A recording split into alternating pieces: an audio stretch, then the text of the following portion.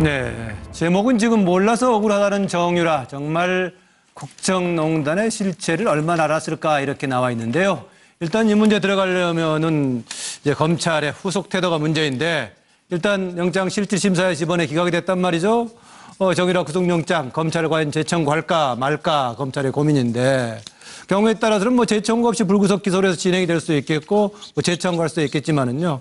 문제는 불구속 기소한다고 했을 때 다른 재판에 과연 어떤 영향을 미칠지 또 그동안에 구속해가지고 재판을 진행하려고 해서 강제 송환까지 했는데 이런 문제는 어떻게 할 건지 또 막상 국민들에게 알려지는 중요한 계기가 됐던 위법성 여부를 떠나서 정유라 문제가 이렇게 처리됐을 때 국민 여론 어떻게 할지는 문제가 됩니다. 재청구한다고 했을 때 과연 언제까지 보강조사를 할 건지 이번에 보강조사해서 재청구한다 확실하게 될 수 있을지 이런 건 여러 가지 좀 과제가 되는데요. 그동안에 사실상 긴 상당히 시간이었는데 정유라 관련 직접 조사는 이번에 처음 했지만 과연 검찰이 이것밖에 되지 않았을까. 그래서 아까 앞서 다른 패널들이 문제를 좀 지적하긴 했었는데요. 만약에 재청구했을 때 이번에도 계속 모르쇠 전략을 동원한다거나 하면 통할지 본인은 계속해서 이번에도 본인이 억울한 심정을 성실하게 재청구된다면 설명하겠다라고 했는데요. 하여튼 간에 조금 화면 내용 보고 추가로 얘기 나눠보죠. 엄마 최순실 씨 재판 보면서 어떤 생각? 제가 어머니 재판 내용을 하나도 듣지도 못하고 보지도 못해서 어떻게 되고 있는지 전 하나도 전에 들은 것이 없어요. 검색도 안 해보셨나요? 저 그 안에 갇혀 있어서 검색을 할 수가 없어요. 변호인 통해서 따로 연락 받으신 것도 없어요? 저희 어머니요? 네.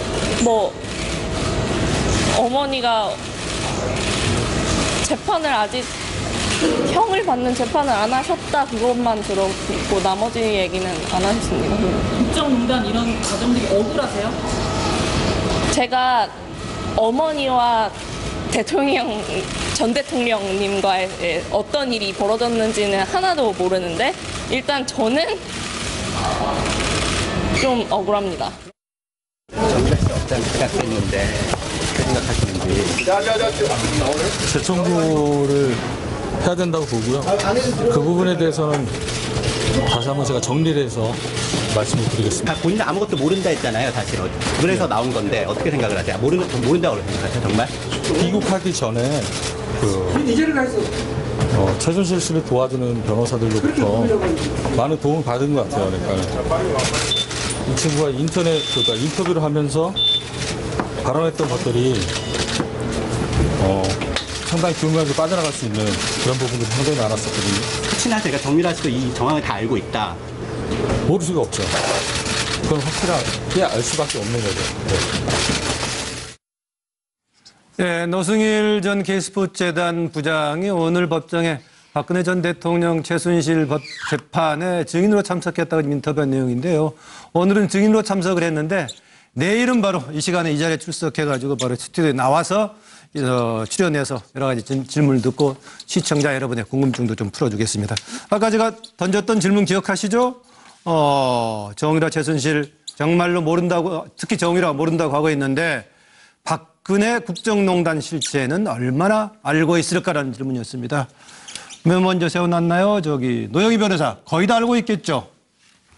사실 거의 다 알고 있지 않겠습니까? 바보도 아니고. 정유라가. 그렇습니다. 네. 왜냐하면 우리가 상식적으로 생각을 해보아도 엄마하고 그 대통령하고 간의 관계가 그렇게 밀접하다는 것 자체는 알고 있었잖아요. 그렇다면은 그 둘 간에 어떤 식으로든지 간에 여러 가지 본인에게 혜택이 되는 행위를 했을 것이다라고 생각할 수밖에 없는 거고 또 250일 동안 바깥에서 다니면서 이 사건에 대해서 변호인하고 상의를 많이 했고 재판을 계속 받았지 않습니까? 그렇다면 본인이 실제 했든 안 했든 간에 도대체 사건이 어떻게 된 것일까 궁금해하는 게 정상적인 것이고 또 누군가가 자기에게 얘기해 줄 수밖에 없는 것이고 본인이 뭐 너무 바빠가지고 다른 일을 해서 이 사건에 신경을 쓸 수 없는 상황이었다 그런 게 아니라고 한다면 기본적인 호기심을 가지고 도대체 무슨 일이 벌어졌길래 이런 식으로까지 일이 진행되었을까라고 생각하는 거는 너무 당연한 거거든요. 근데 그거를 하나도 모른다, 아직도 모른다, 특히 엄마 재판이 어떻게 돌아가는지도 모른다. 이렇게 얘기한다는 것 자체 또 혹은 그런 말을 그대로 고지고대로 받아들여서 그런 말에 속아 넘어가 준다라고 하는 것 자체가 저는 약간 상식적으로 좀 납득이 안 가고요. 올해는 지금은 이제 21살인데 저는 뭐 18세 이때부터도 진행되는 걸 대강 알았을까요? 그럼요. 왜냐면 18세, 19세라고 한다면은 기본적으로 사고가 자기를 중심으로 해서 어떤 식으로 벌어지고 있는지에 대해서 너무 당연히 알 수밖에 없는 나이이지 않습니까? 근데 예. 본인을 위해서 여러 가지 엄마가 하는 행동들이 왜 이렇게까지 나쁜 결과를 낳았을까라고 하는 거에 대한 궁금증이 생기는 게 기본이거든요. 네, 거의 다 알고 있을 거다라는 네. 얘기. 차재원 교수. 예, 저는 뭐 이렇게 써봤습니다. 철부지, 철이 없다, 철이 안 들었다고 우리가 많은 사람들이 정유라 씨가 들어오기 전까지는 그렇게 아마 철부지라고 봤을 겁니다. 철이 안 들었다. 저 철은 뭐 철이 들었다 하기 때문에 저는 한자로 이렇게 옮길 수가 없습니다. 그래서 철부지를 썼습니다만. 네. 그 뒤에 근데 사실 지금 이 정유라 씨가 이번에 하는 걸 보니까 저는 이 철부지가 아니라 밑에 이제 한자로서는 철부지가 아닌가. 투철할 철자에. 네, 철두 철미할 때 쓰는 거죠? 철두철자에 그러니까 그 부할 때 부자를 다 한다는 거죠. 그러니까 엄마하고 진행된 그 관계에 있어서 박근혜 대통령 전 대통령 여러 가지 권력 구조나 그런 관계 부분은 잘은 몰라도 예. 이 예를 들면 엄마가 그런 권력 농단을 통해서 얼마만큼 수익을 취하고 어떻게 돈을 어떻게 한다. 그 부분에 대해서는 상당히 제대로 알고 있지 않을까 하는 생각이 듭니다. 지금 지난번 그 덴마크에서 본인이 공판할 때 한국 기자들하고 만났을 때 예. 그때 이 평창 땅을 담보로 잡혀서 독일에 그 주택을 사는 부분에 대해서 상당하게 그 상시하고 그렇죠. 상세하게 상당히 설명했죠. 치밀하게 상당히 그 나름대로 조리 있게 설명을 한 측면이 있는 거거든요. 그렇다고 본다고 한다면 저는 아마 최순실 씨가 아마 향후 자신이 어차피 지금 유일하게 유일한 혈족 아닙니까? 그렇기 때문에 정유라 씨에게는 상당히 이런 식으로 내가 이렇게 작업을 하면 어떤 식의 지금 수익이 얼만큼 될 것이고 네. 이러한 부분들이 결국은 너한테 갈 것이니까 너는 내 말대로 하라. 그런 식으로 이야기할 때 상당 부분을 재산 부분에 관해서는 상당히 아마 이야기를 많이 했을 거라고 봅니다. 그렇기 때문에 이런 그 재산과 관련, 돈과 관련된 부분에서는 상당히 많이 알고 있지 않을까 하는 생각이 듭니다. 돈과 관련된 부분은 상당히 많이 알고 있을 거다. 황장훈 소장. 그 증거가 있죠. 지난번에 이제 2014년 12월에 그때는 아시안 게임 금메달을 따가지고 그 다음에 이하여대에 입학했던 시점 아니겠습니까? 네. 근데 페이스북에 능력 없으면 니네 부모를 원망해라. 우리 부모 가지고 감나라, 배나라 하지 말고 돈도 실력이야 이랬잖아요. 네. 세상 물정을 다 아니까 저런 말을 하지 않았겠습니까? 정유라는 최씨 가문의 패밀리 비즈니스, 즉 최태민, 최순실로 이어지는 3대 후계자라는 걸 본인이 너무 다 잘 알았던 것 같아요. 아하. 왜냐하면 본인이 성마 협회에서 그 대에서 본인이 2등했다 해가지고 나중에 체육관광부에 또 압력이 들어가는 부분부터 시작을 해서 쭉 그 이후에 이 삼성의 성마 지원을 받는 이런 부분에 본인이 아무것도 모르고 지금 뭐 본인 말대로 이 기자회견에서 6명 중에 1명인 걸로 알고 있다라고 이렇게 이야기하는데 네. 그 기자회견 내용을 보면요. 변호사가 정유라를 위해서 이렇게 브리핑을 하고 그런 표정을 지어라 해도 못 지을 정도로 거의 완벽하게 99점짜리 기자회견을 했거든요. 그렇기 때문에 정유라의 저런 태도로 보면 실력이 보통이 아니다. 저 나이에 비해서 상당히 조숙한 애 늙은이다. 저는 그렇게 봅니다. 다 알 거 다 안다. 서정욱 변호사. 저는 이게 그 범죄 심리학적으로 보면요. 진짜 모르는 거는 안다 모른다 말도 못합니다. 이 말이 이게 아니까 모른다는 말도 할 수 있는 거예요. 왜냐하면 진짜 지하고 아무 관계 없고 모르는 것 같으면 이걸 굳이 모른다고 할 필요 있습니까? 없잖아요. 따라서 네. 제가 보기에 정유라가 모른다고 말한 부분이 있잖아요. 예. 이 부분은 이게 전부 다 확실히 알았다. 아하. 그러니까 이게 예를 들어 뇌물이든 업무방해든 또 이게 돈 흐름이든 또 이게 엄마 재판이든 본인이 모른다고 부인한 건 아니까 그걸 부인할 수 있는 거예요. 예. 모르면 이게 아무 관계 없는 거는 뭐 그런 말 할 필요도 없죠. 저는 이게 그렇게 봅니다. 그 정도는 관여에 때려 봅니다. 서양호 소장. 네. 우리 옛날 얘기 바보형 얘기 아시죠? 진짜 바보는 보물을 발견하고 혼자만 알겠다고 묻어놓고 팻말을 붙이죠. 여기 보물 안 묻었음이라고. 바보 큰형이 아까 맹구 없다더니 계속 그 시리즈네요, 오늘. 네. 근데 제가 볼 때는 정유라가 국정농단 전혀 모르면 마치 바보형이 여기 보물 안 묻었음하고 똑같은 겁니다. 본인이 정유라 씨가 누굽니까? 코레스포츠 이사 아닙니까? 코레스포츠 이사? 코레스포츠가 뭐예요? 삼성의 38억의 승마 지원을 위해서 정유라만을 위해서 지원한 회사 아니겠습니까? 그리고 정유라는 자기 명의로 독일의 부동산도 소유하고 있고요. 예. 그리고 최태민 최순실로 박근혜 전 대통령이 이어지는 모든 관계에서 모든 이런 혜택들이 오로지 온리 한 사람 정유라를 위해서 펼쳐졌던 건데 예. 그것을 모른다고 할 수 있겠는가? 그거는 정유라만 모른다고 하지 모든 국민들은 거기에 국정농단 비리가 묻혀 있음을 다 알고 있는 것 같습니다. 짧게 제가 하나 추가로 물어볼게요. 그 정도로 다 모두 아는 것을 했던 바보형 같은 사람인데 그러면 검찰과 영장 담당 판사는 어떤 걸 해서 이렇게 결론 내렸을까요? 영장 판사는 제가 볼 검찰이 그 이대 학사비리 그 업무방해 혐의하고 그다음 청담고에 대한 그 공문서 위조 문제에 대해서 증거가 좀 부족했다는 걸 보고 검찰이 아마 제가 볼 때는 뇌물 문제하고 그리고 외환거래법 위반 문제에 대해서는 이번에 그 영장 청구에 넣지 않은 것 같습니다. 예. 따라서 제가 볼 때는 그 문제에 대해서 미성년자 시절에 부모가 한 거에 대해서 미성년자였던 정유라가 책임져야 한다는 거에서는 가혹하다고 판단한 것 같고 예. 결국은 제가 볼 때는 뇌물 문제하고 외환거래법 위반 문제에 대한 증거를 검찰이 추가 조사해서 아마 금주 중에 영장을 재청구하지 않을까 생각이 듭니다. 네, 순간 세양호 소장 멈칫하게 해서 미안해요. 아닙니다. 정기남 소장. 앞서 말씀드린 것처럼 이번 박근혜 최순실 게이트의 최대 수혜자가 모른다? 있을 수 없는 일이죠. 기본적으로 아마도 검찰이 다시 한번 이제 영장을 재청구하는 그 절차에 들어갈 거로 보여집니다만 저는 박근혜 그 최순실 게이트에 아직 밝혀지지 않은 부분, 이 부분의 마지막 유일한 증인이 아마 정유라가 될 것이다. 마지막 퍼즐이 될 것이다라는 생각을 하게 됩니다. 그렇게 되려면 기본적으로 검찰의 수사 의지인데 도피 기간 중에 그에게 변호사 수임료를 지불했다든지 또 독일의 아까 말씀 나온 독일의 페이퍼 컴퍼니인 이 이른바 코레스포츠 네. 대주 중에 한 명이잖아요. 또 여기를 통한 해외 은닉 재산의 실체라든지 또 그동안 특검에서도 여러 가지 물리적 일정 때문에 제대로 실체가 드러나지 않았는데 네. 이를테면 박근혜 최순실 경제공동체 여기에 실체를 찾아내는 데 있어서 정유라가 중요한 퍼즐이 될 수 있겠다 이런 생각이 듭니다. 네, 관련해서요. 그렇다면 지금 검찰은 영장을 재청구하는 방향으로 가고 있는데 이후에 정말 검찰과 최순실 전략은 어떤 것인가 라는 질문을 던지는데 자료 화면을 보면서 패널들은 답변 준비해 주시죠. 오늘 증거인멸 좀 시도했다라는 보도도 나왔는데요.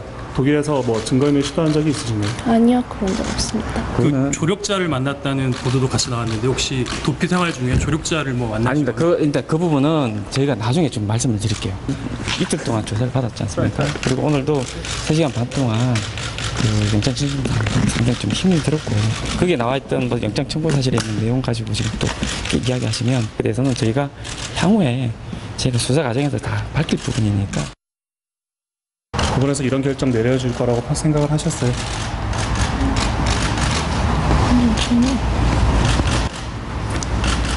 심정적으로 좀 다시 청구가 온다면 어떤 심정이시겠어요?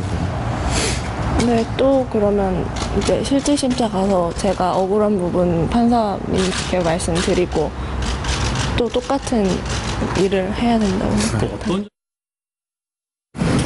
품격이 있다는 무슨 살인죄를 저지르 못하는 간첩형도 아니고 이런데 이런 사건에서 대부분 이런 엄마가 했는데 그 딸까지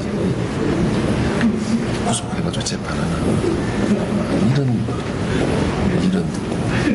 대한민국 국격에 안 맞는 정유라에 대한 비난은 아무리 크다 하더라도 기본적으로 불구속 수사 원칙을 좀 지키면서 아니 불구속해서 재판하면 뭐가 안 되냐고 사회적 이목이 크면 다 구속해서 해야 되나? 정말로 내가 호소하고 싶다니까. 네, 이경재 변호사 불구속해서 하면 안 되냐라고 얘기하고 있는데 영장 재청구 검찰하는 쪽인데 검찰과 또 여기에 대응하는 최순실 측의 전략은 관한 질문입니다. 황장 소장. 예, 검찰이요. 덴마크 현지에서 암스테르담에서 체포를 했는데요.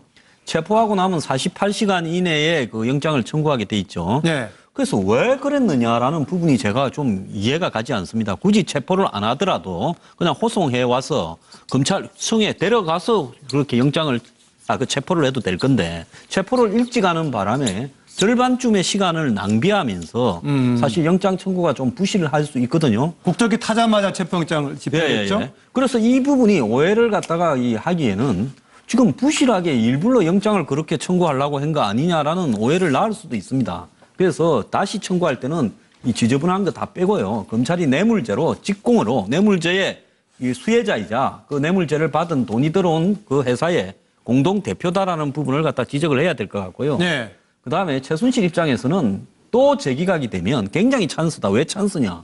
지금 태극기를 들고 이런 최순실조차도 무죄다라고 주장하시는 분들의 상당한 주장이 네. 정유라까지 저렇게 처벌하는 부분이 저게 옳으냐라는 이야기를 해왔거든요. 근데 이 정유라가 영장이 기각되면 자 봐라 무리하게 지금까지 조사를 하고 다 엮은 거 아니냐 이러면서 박근혜 전 대통령도 지금 명확하게 돈을 받은 게 뭐냐 이런 이야기로 점차적으로 번져갈 수 있는 부분에서요. 여론에서 굉장히 다시 재기각되면 유리한 위치에 있을 거다 이렇게 보고 있을 겁니다. 아, 그러니까 다른 지금 국정농단 관련 피의자 또는 피고인들에게도 영향을 미칠 수 있다 이렇게 보고 있네요. 서정욱 변호사. 저는 이게 그 검찰은요 한마디로 이게 이재용 케이스로 갑니다. 그다음에 그 최순실 씨 측은 우병우 케이스로 갑니다.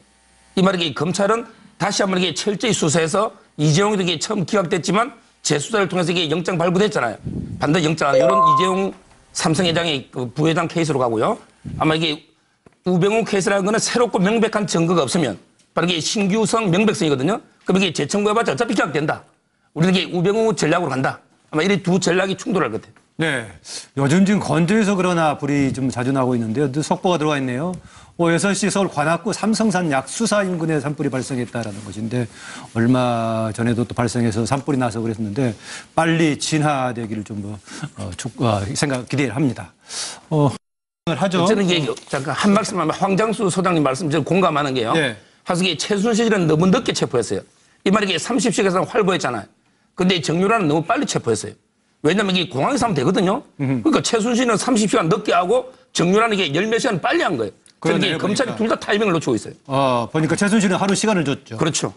그런데 이건 미리 우리 국적기 타자마자 해가지고 그렇죠. 추가로 국내에서 조금 뭐 조사할 시간을 좀 단축했다는 얘기 같은데 노영희 변호사? 영장을 재청구할 수 있느냐 없느냐에 대해서 지금 가장 관건이 그 범죄인 인도 조약법 10조거든요. 그 10조에도 가장 그러니까 뭐라고 써 있느냐면 인도가 허용되는 범죄 외의 범죄로 처벌받지 아니한다는 보증을 대한민국이 덴마크에 해야 된다 이런 조항이 있어요. 네. 그런데 처음에 이제 그 정유라 씨에 대해서 영장을 청구할 때 뭐라고 했냐면 그 두 가지만 했어요. 업무방해죄와 그 청담고 공무집행 방해. 네. 그렇기 때문에 이번에 검찰에서는 이 두 가지 범죄 사실로만 영장 실질심사 청구를 한 거예요.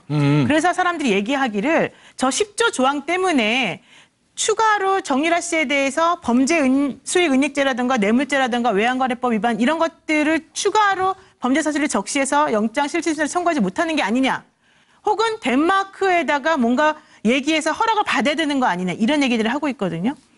저는 그건 아니라고 보는데 왜냐하면 여기서 말하는 것은 인도가 허용되는 범죄 외의 범죄로 처벌받지 아니한다는 보증만 해주면 돼요. 우리 대한민국이. 그러니까 이 정유라 씨에 대해서 제가 계속 말하고 있는 것은 뭐냐면 정유라 씨가 범죄 수익 은닉죄 뇌물죄 외환거래법 위반 혐의로 영장 실질심사를 청구할 수 있어요. 네. 그것은 처벌을 받는다는 의미가 아니고 물론 처벌받을 개연성도 있겠지만은 실제 이러한 범죄 사실과 관련해서 수사를 구속해서 받을 필요가 있는지 없는지와 관련된 부분이기 때문에 영장을 검찰은 청구할 수 있어요. 이 조항이 있음에도 불구하고. 예. 그런데 그걸 자꾸 좁게 해석을 하면서 덴마크에다가 물어봐야 된다는 둥, 뭐 이거는 말이 그렇게 하면 안 된다는 이런 얘기 자꾸 하고 있는 건 제가 보기 좀 잘못된 것 같고. 우리나라가 인도 청구를 할 때 어떤 제목을 했던 거죠? 그 업무방해죄하고 공무집행방해죄 두 가지만 했던. 예. 그런데 아니 우리나라 범죄인을 우리나라에 데리고 와서 우리나라가 알아서 처벌을 하겠다는데 덴마크에다 물어봐서 청구해야 되는 건 아니잖아요. 네. 저는 그건 좀 잘못된 해석 같고 그런 의미에서 검찰을 당연히 해봐야 된다라고 생각을 하고요. 이 세 가지 범죄 사실에 대해서. 왜냐하면 법원에서 영장 기각할 때 새로운 범죄 사실에 대해서 얘기하지 않으면은 영장을 다시 기각할 것처럼 썼거든요. 예. 그래서 어쨌든 그건 필요한 것 같고 대신 최순실 씨 입장에서는 지금 여유가 있는 것 같아요. 해봐라. 니네가 해봤자 우리는 또 기각받을 자신이 있다. 이런 얘기를 지금 하고 있지 않을까 생각합니다. 네, 황장수 소장이나 서정욱 변호사, 노영희 변호사도 검찰의 좀 준비라든가 절차에 대해서 좀 아쉬움을 좀 표출하군요. 차재원 교수. 예, 그래서 저도 노영희 변호사의 생각에 상당히 동의를 하면서요. 노영희 변호사님의 말씀을 저는 이렇게 표현을 해봤습니다. 못 먹어도 고 아니냐. 검찰 입장에서는 지금 사실 정장 재청구를 안 했을 경우에 사실 이 지금 국민적인 그런 여러 가지 지금 여론이 그렇게 썩 좋은 편이 아니거든요. 사실 뭐 이번에 영장이 기각되고 난 뒤에 그 영장 실질 심사를 전담했던 강부영 판사에 대해서 상당히 비난의 뭐 댓글이 많이 쇄도했다고 하지만 저는 뭐 강부영 판사를 비난하기 이전에 사실 어떻게 보면 이 영장 청구를 할 때 이 검찰이 제대로 최선을 다했느냐. 네. 그러한 부분들에 대해서 많이 오히려. 상당히 그 국민들이 의구심을 갖고 있는 게 사실이거든요. 네. 그렇다고 한다면 검찰의 입장에서는 이번에 이 그 영장 재청구를 못 한다고 했을 경우에는 검찰은 아마 감당이 아마 불감당할 정도로 상당히 비난에 그러니까 휩싸이지 않을까 하는 생각이 있기 오른쪽에 때문에 뭐라고 써놨죠, 저기? 오른쪽 catch me if you can. 나 잡아봐라. 예, 나 잡아봐라죠. 그러니까 앞서 아까 해볼 테면 해봐라는 뜻인데요. 아마 정유라 씨는 뭐 이번에도 똑같은 그런 그 전술을 쓰지 않겠습니까? 예. 결국 엄마한테 다 미룰 거고요. 앞서도 제가 말씀드렸지만 모든 특혜 나는 아는 게 없다. 그런 식으로 빠져나갈 그 지금 구멍을 만들어 놨기 때문에 얼마든지 한번 해볼 테면 해봐라는 그러한 식으로 지금 나오지 않을까 하는 생각입니다. 아까 강부영 판사는 전에 박근혜 전 대통령 구속영장 담당했던 판사죠? 그렇죠. 그때는 상당히 또 국민적 칭송을 받았죠. 네. 그렇지만 또 이번에는 또 영장을 기각했다고 해서 상당히 비난의 대상이 되고 있는데요. 뭐 저는 이 강부영 판사는 뭐 말 그대로 법과 양심에 따라서 판단했다고 봅니다. 결국은 이 지금 강부영 판사한테 영장을 제출하는 주체인 검찰이 얼마만큼 이 범죄 혐의자의 범죄 혐의를 소명을 했느냐. 그 부분에 있어서 아마 좀 더 그 비판의 화살이 모아져야 되지 않을까 생각입니다. 네, 정기남 소장. 좀 많이 비슷해지는 것 같은데요. 기본적으로 이 정유라 씨는 덴마크 검찰에 의해서 5개월 동안 구금돼 있던 사람이거든요. 네. 장기간 도피 혐의로 있다가 다시 어떻게 보면 이제 자기가 승소 가능성이 없으니까 귀국을 선택한 건데 이게 이제 이번에 한국 법원을 통해서 이게 영장이 이제 기각됨으로 인해서 지금 일부 시민단체라든가 어떤 얘기가 나오냐면 그럼 덴마크는 인권 침해 국가고 한국은 인권 보호 국가냐 뭐 이런 비아냥까지 나오고 있는 상황이란 말이에요. 저는 기본적으로 이 검찰의 의지에 달려있다고 생각합니다. 여전히 그 정유라 최순실은 모르쇠 전략으로 갈 것이고 증거 있으면 내봐라 이런 쪽으로 가겠지만 결국은 검찰이 그동안 제시했던 영장에 기재했던 것에서 더 나아가서 외국환 거래법 위반 혐의라든지 또 삼성의 정시 특혜 지원 혐의라든지 또 뇌물수수 공범 혐의까지 철저한 어떤 증거에 입각해서 영장 재청구를 통해서 검찰 수사가 진행될 때만이 국민적 동의가 가능할 것이다 이렇게 생각합니다. 네, 서영호 소장. 네, 여러 패널들 말씀에 이의를 제기합니다. 아, 이의를 제기한다. 저는 뭐 검찰의 심모 원력 꽤 깊은 꾀를 발휘한 게 아닌가. 의도된 구속영장 기각이다. 일부러. 아, 거기까지요? 그래서 제가 볼 때는 그 노승일 부장도 정유라가 어디로 튈지 모르는 럭비공이라 그러지 않았습니까? 그래서 자유롭게 놔둠으로 인해서 사고를 유발하게 해서 뇌물죄라든가 여죄를 더욱더 충분히 듣기 위해서 한 검찰의 속 깊은 그런 의도된 그 기각이 아닌가, 기각을 유발한 거 아닌가 싶은 생각이 들고요. 정유라는 아기가 돌아왔어요. 엄마 최순실도 구속됐어요. 저 딸인 저까지 구속하는 건 너무 심한 거 아닌가요? 하고 동정 유발 여론을 형성하는 동정 유발자 전략으로 나올 것 같습니다. 네. 지금 까마귀가 아까 서영호 소장한테는 까마귀가 종종 온다고 그랬죠. 네. 저랑 아주 친한. 예. 노영희 변호사가 딱 한마디만 합시다. 하지 않나요? 지금 저는 서영호 수장님 말씀이 전혀 동의하지 않고요. 이거 미리 알고 지금 이거 들었나요? 아니 그거는 모르고 들었는데 잘 들었다고 생각합니다. 근데 두 번째로 말씀드리고 싶은 것은 이번에 영장 기각할 때 법원에서 정유라 씨가 자진 귀국했다라는 식으로 지금 얘기를 하셨거든요. 근데 사실은 자진 귀국이 아니지 않습니까? 본인이 어차피 그 구속되어 있다가 한국으로 송환 결정이 내려질 것이 너무 뻔하기 때문에 어쩔 수 없이 돌아온 측면이 있는데 상고 진행되는 과정에 포기한 것은 있죠. 그렇죠. 예, 그것을 자진 귀국이다라고 인정해 준다는 것 자체가 조금 이 사건을 바라보는 시각이 조금 너무 엄격하지 않았나 이제 이런 식으로 좀 생각을 해봅니다. 네. 잠깐만요. 이게 움직이네 막 이렇게요. 잠깐만요. 얘기를 지금 다 나눴는데 다음 핫 이슈 세 번째로 넘어가야 되나요?